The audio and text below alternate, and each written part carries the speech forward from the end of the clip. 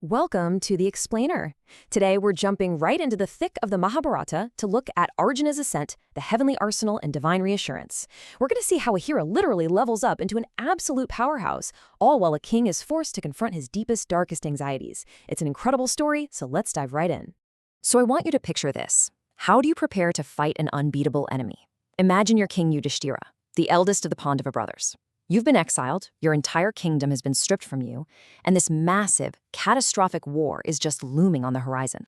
But beyond the actual logistics of war, you're dealing with a huge psychological hurdle.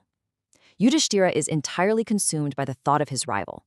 He is carrying this heavy, silent dread that threatens to completely paralyze his leadership before a single arrow is even fired. Well, this secret terror? It doesn't stay hidden for long.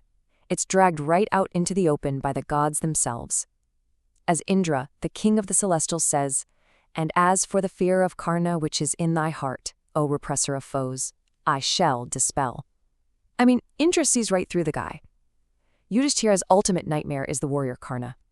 Karna is the wild card, right? He's the unstoppable force on the opposing side, and Yudhishthira has been quietly agonizing over how his forces could possibly survive a clash with him. This really establishes the incredibly high emotional stakes here. The gods aren't just dropping in to hand out shiny new weapons. They are here to provide much-needed psychological reassurance to a terrified king. Okay, so how exactly does this divine reassurance arrive? Enter Rishi Lomasa, a celestial messenger of just immense energy.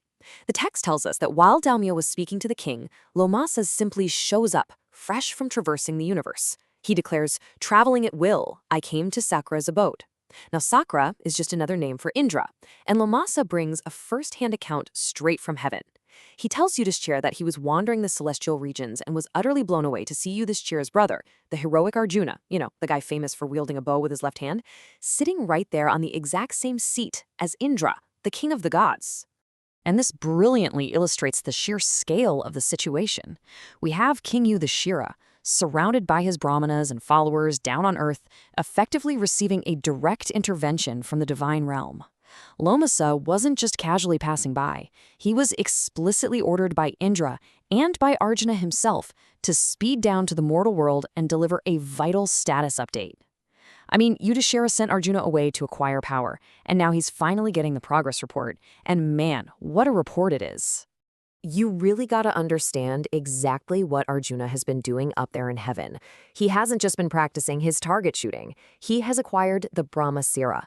This is an incomparable, fierce weapon obtained directly from Rudra, a weapon that originally emerged right after the Amrita, the nectar of immortality. But here's the thing, you don't just swing the Brahma-sira like a standard sword.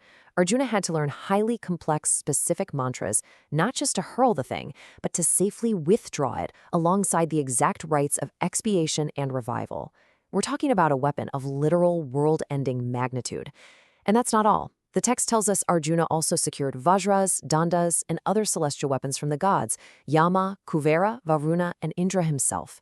Arjuna is essentially walking around with the ancient equivalent of a nuclear arsenal. But here is where it gets super fascinating. There's this incredible duality to his celestial training. On one hand, sure, we have his martial gains, weapons of mass destruction from the greatest gods. But on the other hand, we have his cultural gains. While in heaven, Arjuna has thoroughly mastered vocal and instrumental music, dancing, and the proper recitation of the Saman Veda, learning all this directly from Vishwavasu's son. He has totally mastered the Gandharva Veda. So he didn't just become a weapon, he became a complete, highly refined being. It's this perfect balance of absolute devastation and high cultural art. He's up there living happily in heaven, fully realized as the ultimate warrior scholar. All right, let's bring it back down to earth to Yudhishthira's terror. Lomasa passes along Indra's direct evaluation of the coming battlefield, basically power scaling these two rivals. Indra acknowledges exactly why Yudhishthira is so afraid, listing out Karna's fearsome traits. Karna is endued with great ardor, unmatched in fierce conflict, cased in the absolute best male armor, and is a mighty bowman who resembles the son of Maheshwara himself. He is, for sure, a terrifying opponent. But then look at Arjuna's side. Broad-shouldered, possessing incredibly high natural prowess, capable of wielding a bow with his left hand, and now backing all of that up with the weapons of the gods themselves. Which brings us to this mind-blowing mathematical conclusion from Indra. 1/16. Indra states, absolutely unequivocally, that despite all of Karna's terrifying might and skill, in battle, He is not equal to even 1/16th part of Arjuna. This is ancient, divine trash talk at its absolute finest. But it serves a really vital purpose. Indra is mathematically deconstructing Yudhishthira's anxiety. He's looking the king in the eye and saying, "Look, I know exactly how dangerous Karna is, but I am telling you, your brother is now 16 times deadlier. The fear in your heart is going to be completely dispelled the second Arjuna leaves heaven." Now, obviously, Yudhishthira can't just sit around twiddling his thumbs on earth waiting for his overpowered brother to show up. Indra gives the king clear, practical marching orders. First, Yudhishthira and his remaining brothers have to devote themselves completely to ascetic austerities. Second, they need to pack up and set out immediately on a pilgrimage to sacred tirthas, using Rishi Lomasa himself as their personal tour guide. Indra tells Yudhishthira to deeply respect whatever Lomasa says regarding the merits of these sacred places. And that brings us to this absolutely beautiful philosophical contrast. Arjuna's path to power was fiercely martial, right? He climbed to heaven, grabbed weapons of unimaginable destruction. Yudhishthira, as the king and the moral center of the family, requires a totally different path. Indra explicitly sends the message that there is nothing superior to asceticism, and it is through asceticism that a person achieves truly great results. Yudhishthira has to level up his mind and his spirit. This pilgrimage and these austerities, that's his training ground. It's how he builds the kind of inner fortitude required to lead an army into a catastrophic war that's going to literally tear his own family apart. Which leads us to the final piece of Indra's message, and a lingering question that perfectly sets the stage for what comes next.